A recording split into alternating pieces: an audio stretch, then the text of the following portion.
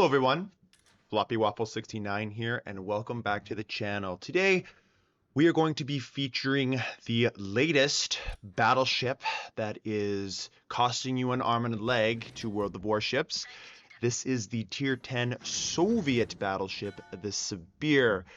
Now, at the time of recording this video, I don't believe you can obtain this ship anymore.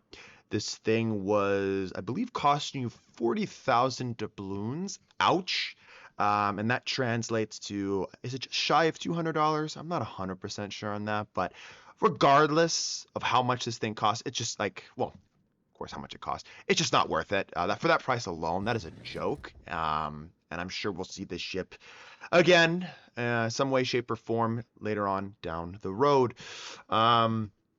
With that being said, if you were lucky enough to pick up the ship for that hefty price because of all the events that have been running around, and you decide to spend your doubloons from either the Grand Voyage or the anniversary event, then you were lucky enough to pick up this, basically a Kremlin that has secondaries on steroids, is what this thing is. This is trying to be like the Soviet version of a Libertad or Schlieffen line, maybe more like the Ohio, I don't know, somewhere around the lines of that. But this ship does have some few little quirks, little gimmicks that are worth talking about, that I'm going to help and kind of like shed some light on to players that don't know by now. Some things you need to know about this ship is obviously this thing has an F key. This thing's F key, once procced, I believe you charge the F key with either secondary battery hits, potential damage against, and maybe main battery hits landed on target, I believe is how you charge this thing. And basically, once you accumulate enough points to charge it fully, you can proc it, and I believe it reduces your main battery dispersion by, is it 20%? I have to double check on that real quick. Yes, it is minus 20% main battery shell dispersion, which to me is kind of equivalent to a Kremlin around like sub 8 kilometers, I believe is what I've kind of found it similar to. Again, that's not confirmed. That's just something that I've noticed after, playing the Kremlin a lot. I do really like the Kremlin. Matter of fact, if you don't know, when you're new to this channel, I believe the Kremlin line, so that Soviet BB line, is probably the single best line for beginners. I know a lot of people would probably say, oh, how about the Montana? How about the Yamato? And those are definitely good picks too. But I think the one thing that the Kremlin does a little bit better than both those two lines is it kind of teaches the player how to really get the most out of their armor scheme, as the Kremlin is one of the most heavily armored battleships in the game. And obviously the Sibir kind of being a clone, or more or less being an exact clone replica of the Kremlin, obviously it's safe to say that this thing is in lines with that, being very, very tanky. Really the only main difference in the whole with the armor scheme that I can find is that the deck plating in regards of where the superstructure is located, I believe on the Sibir is 40 millimeters, and that the Kremlin, I believe, gets 60 millimeters. So it helps a little bit more with HE spam. I don't think there's any armor piercing that can overmatch 40 mil armor plating, because I believe even the 510s, such as like the Shirokishima or the Satsuma, will overmatch 35, but not the 40 millimeters of plating. So really, that's only going to help with the HE spam, whether or not they're going to penetrate that armor, or whether or not they're just going to get shatters. Which kind of sucks. I do wish you had 60 millimeters of protection in regards of the midsection, but hey, I guess it's a balancing feature. What are you gonna do? Such is life. They have to make some changes, right? They can't just say it's a copy pasta, because they don't want that. They want to avoid that label. So with the Sibir, obviously the main focus is the secondaries. It's not the guns. Where the Kremlin, I think, is you brawl more with your guns. You want to get in closer so that your guns become more consistent. Where the Sibir is a little bit of the opposite. It is you want to brawl, but you want to make sure you incorporate your secondaries in order to charge your main battery guns so they're not absolutely irrelevant. And when I say irrelevant, I don't mean actually irrelevant. I just mean you have a higher probability of landing shells on target and where they want to go when you have your F key procced. If you don't have your F key procced, it is literally a fucking shotgun. And you only have 9 457mm guns, so theoretically speaking, you can only have 9 shells going down range compared to a lot of other battleships that have 4 turrets, usually have around 12 shells going down range, and obviously some ships have 16. So you're kind of lacking on that department. And you don't have 460s like the Yamato, so you can't overmatch 32mm of armor, but you can overmatch those 30mm platings, which is nice if you are a battleship player. If you are a filthy cruiser player like me, that sucks, because the amount of overmatch in the game, well, no wonder why you see less and less cruisers being played. And if you do see certain cruisers being played, it's to no surprise. It's the ones that either have super heals or have a smokescreen, because they need some way to mitigate the world of overmatch taking place nowadays, which rather sucks. Of course, when you have 5 battleships per team and only 1 cruiser, obviously battleship players want to see the large numbers, so they're going to be targeting the cruisers first anyways. Even if they are showing literally hardly any angle at all, they will be aiming at the cruiser players because they know they can bitch slap them, kind of like that Des Moines right there, right? It doesn't matter what profile he's showing me, I could still overmatch his 27mm of plating, and I'm still going to get awarded with the citadels, because as you know, cruisers have citadels that are above water and then can be hit, while a lot of the battleships that Wargaming produces lately, for some reason, have underwater citadels or just so much spaced armor and improved plating that it's really kind of a crapshoot whether or not you're going to citadel them or citadel them at all. So obviously, I wanted to showcase the Sibir-A. I know I'm a little bit late with promoting the ship. We're not really promoting the ship, but just showcasing the ship in general.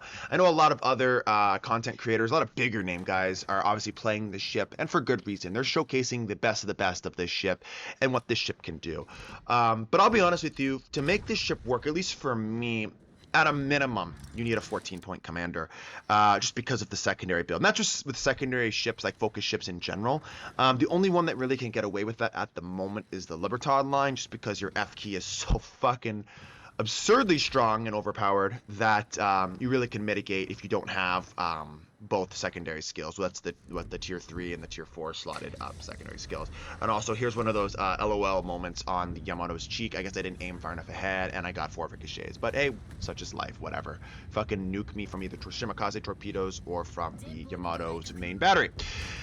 But anyways, I'm just showcasing some battles in the background to kind of fill the void, to kind of show you guys what the ship can do after my playthrough with it. I played about 15 battles in the ship, and I ended up being on top of all those battles, but there are a lot of battles that were just upright frustrating to play, because in my opinion, this ship is just coated in kerosene, and because I don't have fire prevention yet, I was getting quadruple fired a lot.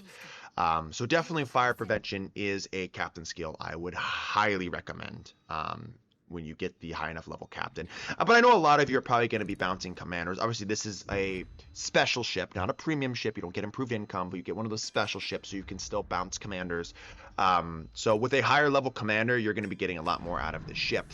Obviously, I said that such is life with secondary ships, but especially ships like battleships that like to fight more on the front lines, kind of get in the thick of it, you're going to need a higher level commander to really get the most out of them. Obviously, you can get around it and mitigate it, but again, playing this thing from medium range to longer ranges is pretty painful. I don't know why you'd want to do that. If that was the case, that's just a waste of 40,000 dubs at that point. You really want to get up in the thick of it. That's really where this ship shines. Obviously, with the secondary DPM that this ship has, and I'll showcase the numbers here on screen, it's quite absurd, right? The Sibir is clocking in at 498,000 secondary DPM, which is obviously the highest. It's not even close. And then the actual hitting DPM is 128,628. Put that in perspective for the ship that's coming in second, obviously, is the Schlieffen. The Schlieffen has a secondary DPM of 384,930, and then an actual hitting DPM of 101,023. So obviously a sizable gap between the two. And you'll notice that right off the get-go, this is quite the little secondary platform that the Sibir has on her. Kind of reminds me of the meme Uchikov, like Smolensk strapped to either side build back in the day that that people would do, and obviously I do it too because it's just fucking hilarious. Not because it's competitive by any means, just because I really don't play super ships because I find them to be criminally the way they're put in the game is just not really fair, and I don't like that. I'd rather play tier 10s and basically any other tier, in my opinion at least, other than a super ship. But from time and time again, I'll find my way playing a super ship just to either get certain missions or whatever, to knock off snowflakes for events or whatnot. That's kind of when I do that. So. But yeah, I mean, obviously the Sibir, like I said, is a secondary focused battleship, and you should be playing it as a secondary focused battleship. With the Sibir, though, it is important to note that your secondary batteries consist of I believe they're the 130 millimeter secondary guns. And you do have 8 times 2 of those secondaries, and they do go ahead and penetrate 22 millimeters of armor, which is fine for destroyers and some parts of cruisers and battleships, mainly looking at superstructure and that jazz. But your fire chance and your reload is just so good in this ship. Your fire chance is clocking in at 10%, and your reload is clocking in at 2.6 seconds. And that is stock, and that is base. So obviously you're going to buff that with certain captain skills and certain upgrades. And you're really going to be getting a lot out of the secondaries, and your range is already starting off at 7.7 kilometers, and with the signal flag and the captain skills, I believe you can get the secondary battery out to 11.6, which is smaller. Like, we're looking at the Ohio, and we're looking at the Sibir and ships like that. They are clocking in at like 11.3 to 11.6 kilometers. So obviously your big heavy hitters like the Libertad at 12.5. If you want to consider the Poison and Curve for a secondary battery platforms, I really don't anymore, but they can get them out to 12.5. And then obviously, if you, I don't know why you do it, but the Republic, I believe, also can match out to that range. Again, I'm not 100% on that though, but I believe so. And obviously your sleep in line and all that stuff too. So you will have to fight your way in just a little bit closer when fighting those like raw secondary battery ships. But again, once you're in range, you will out secondary DPM your target considerably. Again, your secondary firing angles on your secondaries aren't terrible.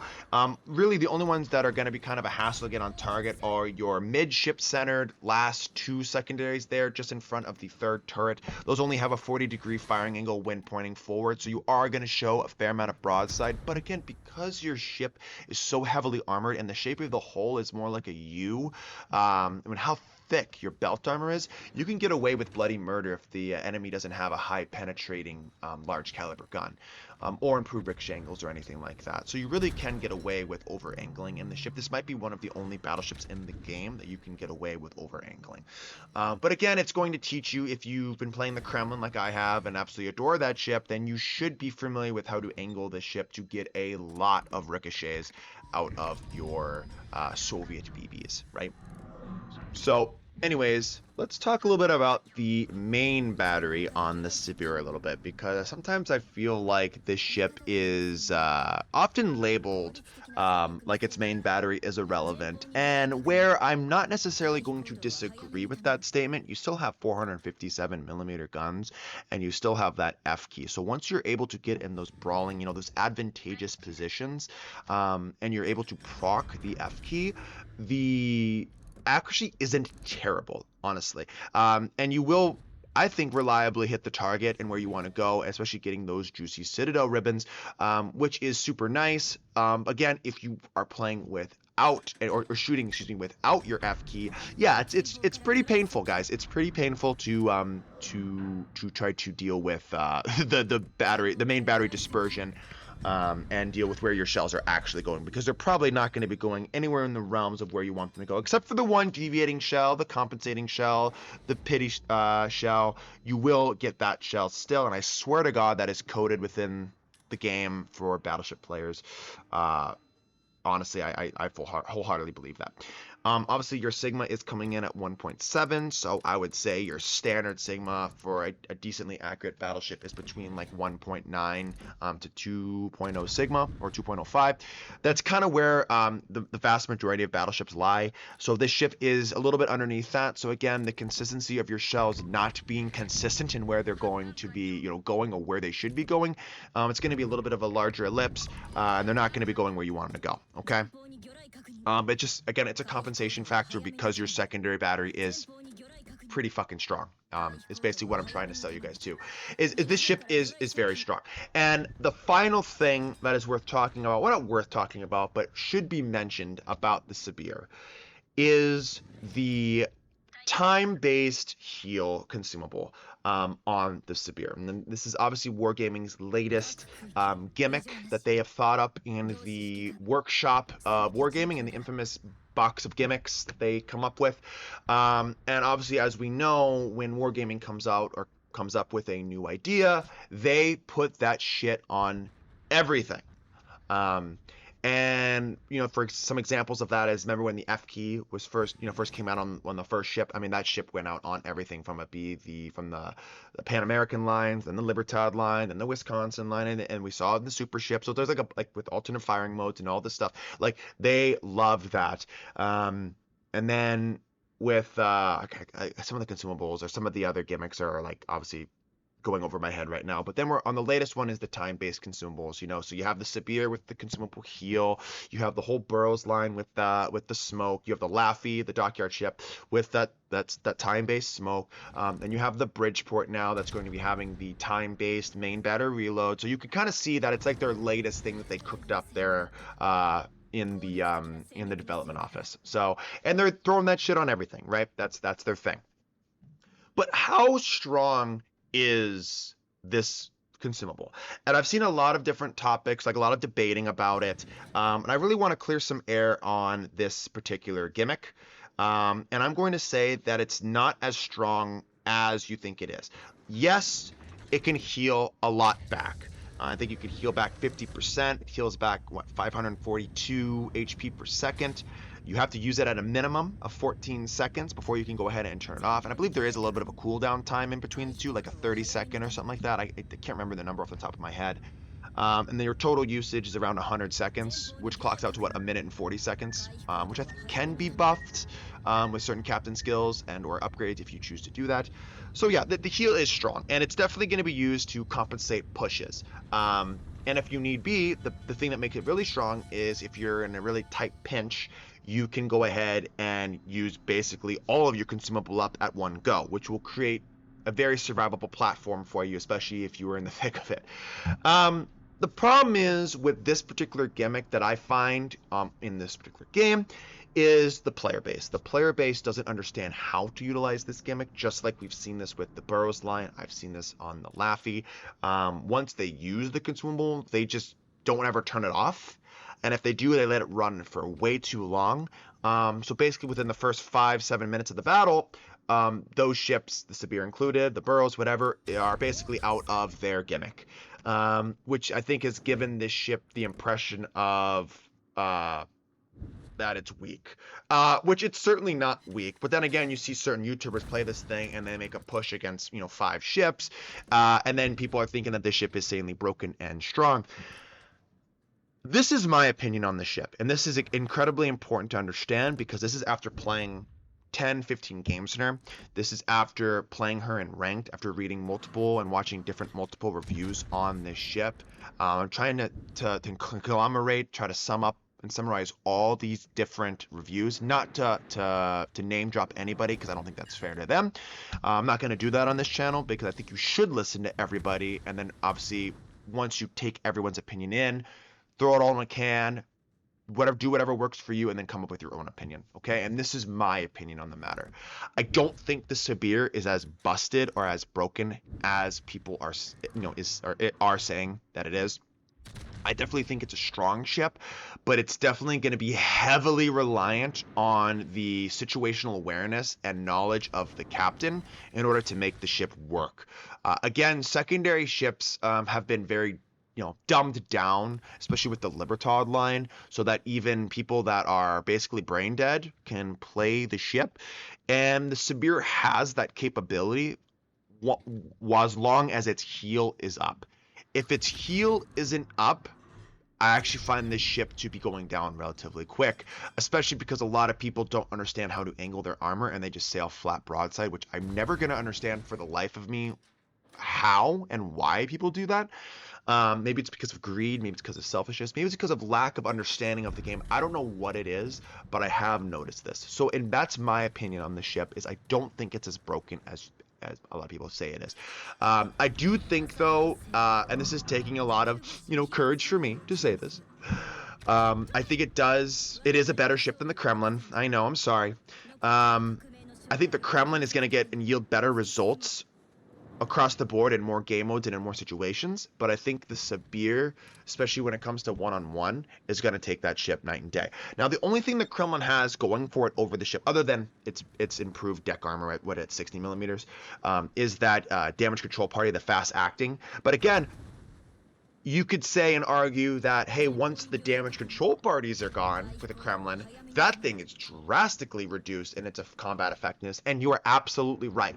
So again, it's going to come down to the commander understanding the ship, knowing situations, knowing when to pop the damage control parties, and not utilize all 5 or 6 charges or whatever it has in the first 7 minutes of the game. If you find a Kremlin player damage control partying 1 fire or 1 flood, it's a good chance he's an idiot. Don't do that. I'm obviously just being a little bit harsh there, but obviously you shouldn't be doing that, right? You should be letting a lot of fires burn, make sure you're taking advantage of adrenaline rush to reload faster, that sort of thing. And again, talking about the reload base on this thing is 33 seconds. And again, with the build I'm running, because in the 6th slot, I'm utilizing the, what is that? The AA and secondary armaments mod 3, which is increasing my secondary DPM even more, because the faster I can get my secondaries out on target, the more I can charge my F key, which means the more likely I am to utilize my main battery guns to actually hit something.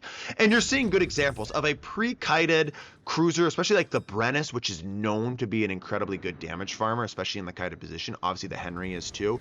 Look at my shells. I mean, I'm landing maybe 1 shell and it's a fucking overpen. My shells are going all around that ship, and it's incredibly painful. And all he has to do is keep me at range. And now I have no heal left, so it's going to be hard for me to really win this engagement and come out on top. Matter of fact, if I keep firing my guns and being selfish, I'm actually going to find myself going down relatively quick to the Brennus. So I have to be smarter when it comes to picking my engagements with this thing. And what am I at? 13 or 14 kilometers. Again, you can see that I'm landing about 1 shell per my 1 to 2 shells per my 9 shells at this range. It's not very consistent, and I have to say, if I'm in the Kremlin, I'm probably landing harder hitting hits and more consistent volleys on the Brennus for this, as an example, right? So the main battery it's definitely something you have to respect because of the caliber, but at ranges, I think it's basically safe to say, especially if you're in a very defensive position or a good posture and my F key's not procced, you could basically get away with bloody murder in this thing. This ship only excels if you're on the offensive and ships are pushing into you or caught within your secondary battery firing range. Other than that, this ship will struggle to deal with those ships that are kited at range. I mean, God forbid you have to fight a Thunderer or a Conqueror or any HE spamming battleship at range and or cruiser. It's going to be incredibly frustrating.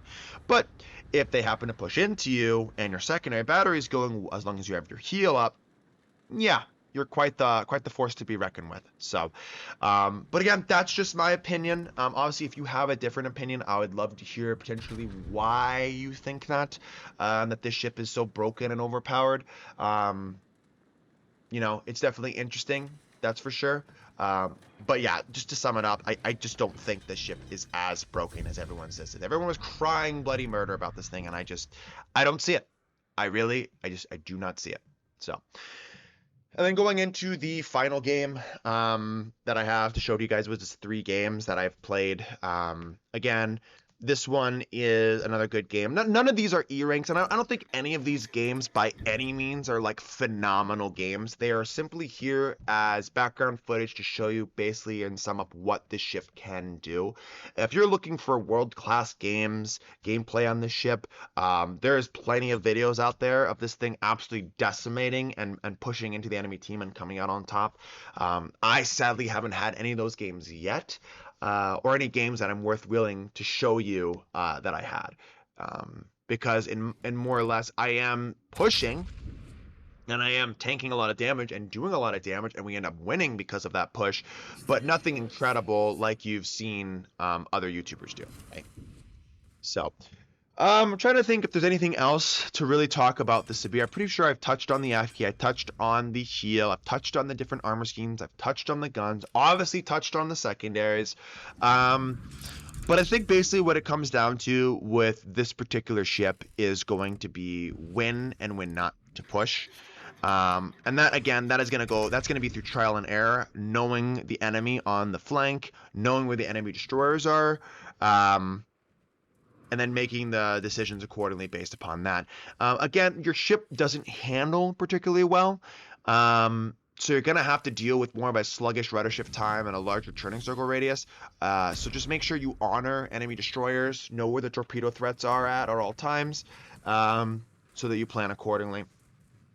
Obviously, with the Sibir's hull, you have a 46% torpedo reduction, like a torpedo protection, which is super nice. I think the highest in the game is the Yamato still, if I'm not mistaken, at like 50%, right, or 51, something along the lines like that. It's pretty good, right? It's pretty good. Again, you don't have a hydro, you don't have anything like that. I have tried using the torpedo lookout system, which is great.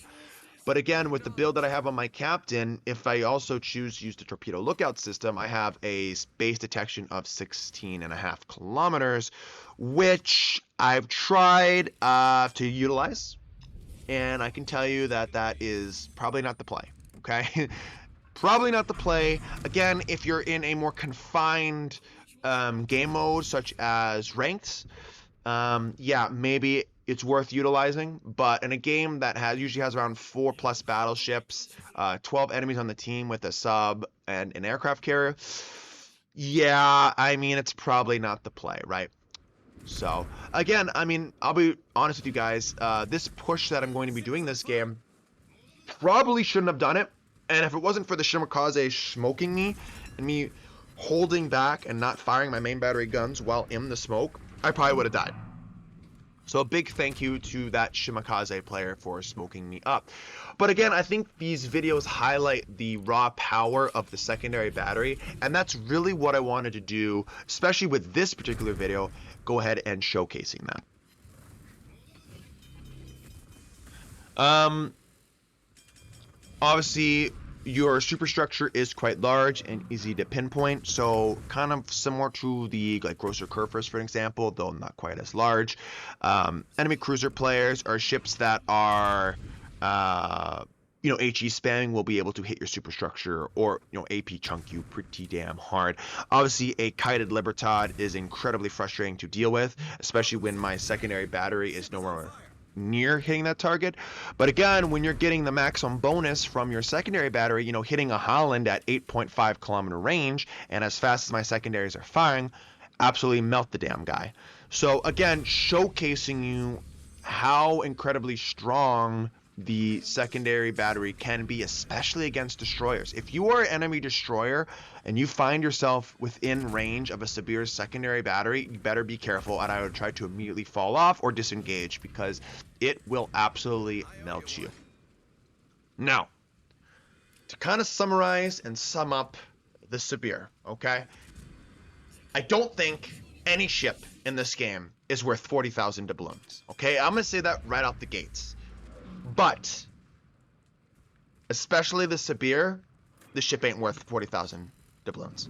If you want to get a playstyle similar to the Sibir, go play Libertad. Go play Schlieffen. If you have the Research Bureau points, build a full secondary Ohio. I find you're going to have similar gameplay and success in those ships than you will in a Sibir, especially for costing, 40,000 doubloons, okay? But again, if money doesn't matter to you, then if you're happy, lucky enough to pick up this ship, then yeah, what the hell? Why not? For me though, not a chance. And how I came to obtain this ship, I did not spend my own money on this ship.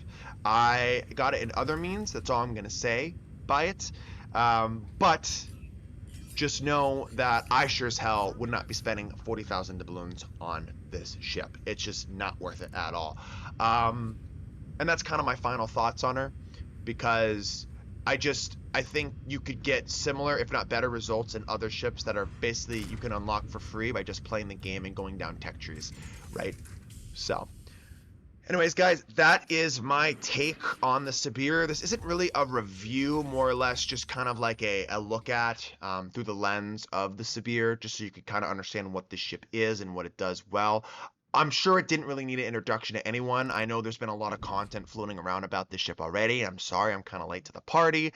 But I had the footage, and I figured I might as well, just kind of summarize everyone else's take on it. And after playing my 10 to 15, 20 games in her, kind of what I came to conclude about the ship. So, anyways, guys, thank you for watching. Make sure to like and subscribe. Leave a comment down below and talk about her, and let's discuss. Anyways, guys, have a good one, and I'll catch you in the next one. Have a good day, and peace out.